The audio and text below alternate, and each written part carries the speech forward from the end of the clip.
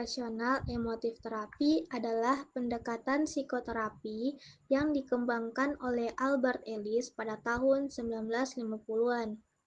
Rasional emotif terapi menekankan bahwa emosi negatif yang tidak sehat disebabkan oleh keyakinan irasional, bukan oleh kejadian itu sendiri.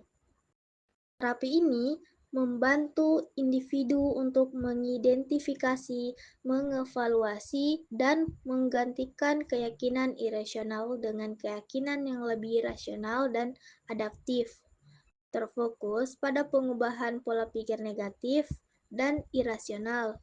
Rasional emotif terapi bertujuan untuk membantu individu mengatasi masalah emosional dan perilaku.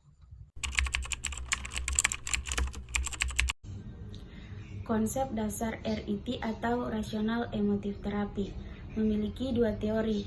Teori yang pertama, teori ABC. Model ABC adalah kerangka utama dalam REBT. A atau Activating Event merupakan peristiwa pemicu atau situasi tertentu. B atau Belief, keyakinan individu tentang peristiwa tersebut. C atau konsekuensi emosional atau perilaku akibat keyakinan tersebut.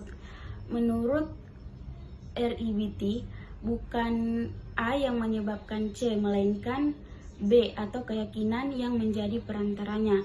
Contoh sederhananya, A, gagal dalam ujian. B, saya gagal, berarti saya bodoh dan tidak akan pernah sukses. C, merasa depresi dan kehilangan motivasi. Yang kedua, keyakinan irasional.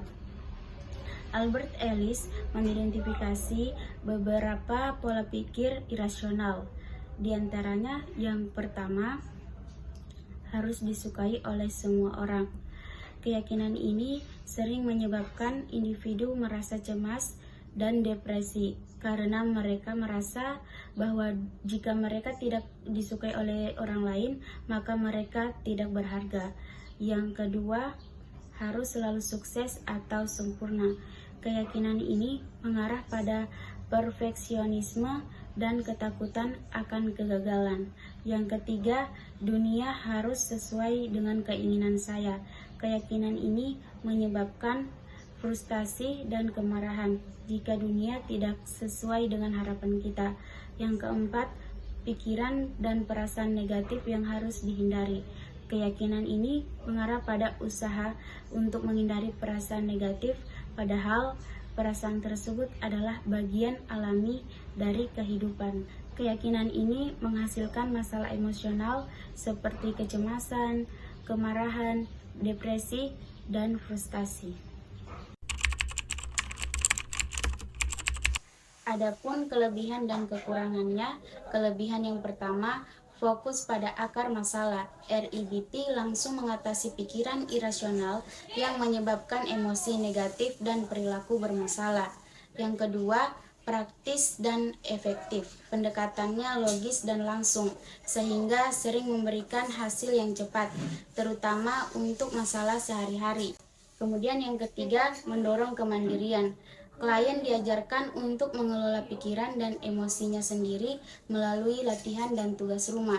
Dan yang keempat, bisa diterapkan di banyak bidang. Cocok digunakan di berbagai konteks, seperti pendidikan, pekerjaan, hubungan, sosial, dan olahraga. Dan yang kelima, terstruktur dan rasional. Pendekatan ini cocok bagi individu yang lebih nyaman dengan cara berpikir logis dan sistematis. Kemudian kekurangan.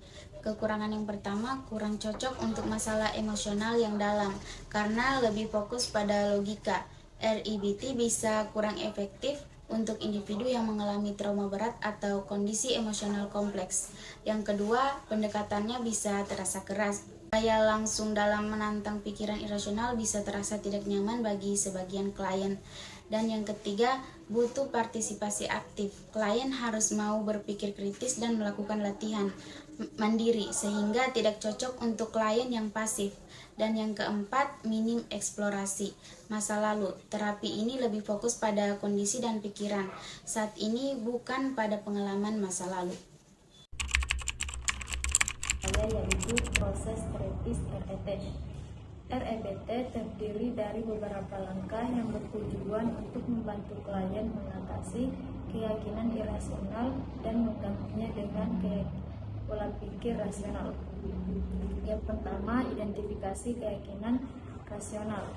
Terapis bekerja dengan klien untuk mengenali pola pikir irasional yang mendalami emosi dan perilaku negatif pada mereka. Kemudian yang kedua, disputing atau menantang keyakinan irasional. Terapis menantang keyakinan irasional klien dengan mengajukan pertanyaan yang mendorong klien untuk berpikir lebih kritis dan rasional. Kemudian yang ketiga, mengganti dengan keyakinan irasional. Setelah keyakinan irasional terbantahkan, klien dibantu untuk mengganti keyakinan tersebut dengan yang lebih realistis dan konstruktif.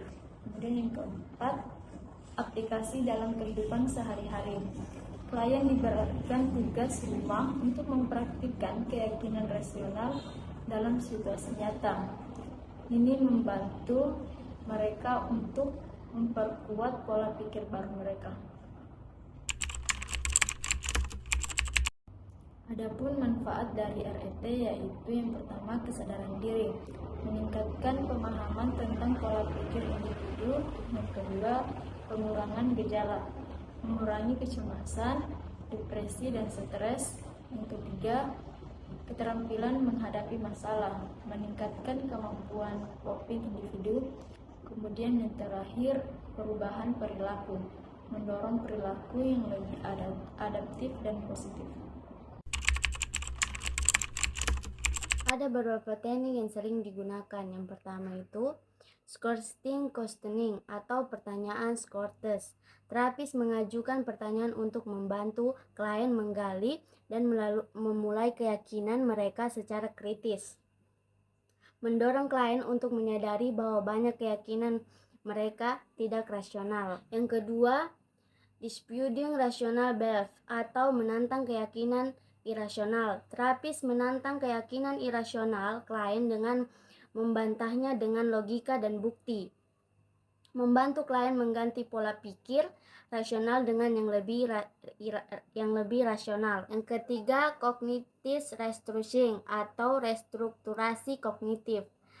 Mengatasi pola pikir rasional klien dengan pola pikir yang lebih realistis dan sehat. Membantu mereka melihat masalah dari sudut pandang yang lebih rasional. Yang keempat, role playing atau berperan-peran. Klien dan terapis memainkan peran dalam situasi untuk membantu klien mengatasi kecemasan atau ketakutan. Belajar merespon situasi dengan lebih baik. Yang kelima, imagery visualization atau imaji dan visualisasi. Klien diminta untuk membayangkan situasi yang menakutkan atau penuh stres dan belajar untuk mengubah persepsi mereka menjadi lebih positif dan terkendali. Yang keenam itu homework assignments atau tugas rumah. Klien diberi tugas untuk mempraktikkan teknik REBT di luar sesi terapi, memperkuat pembelajaran yang telah didapat. Yang ketujuh, self-help and self-talk atau bantuan diri dan pembicaraan diri. Klien diajarkan untuk berbicara pada diri sendiri secara rasional dan positif, mengganti pikiran negatif dengan yang lebih sehat.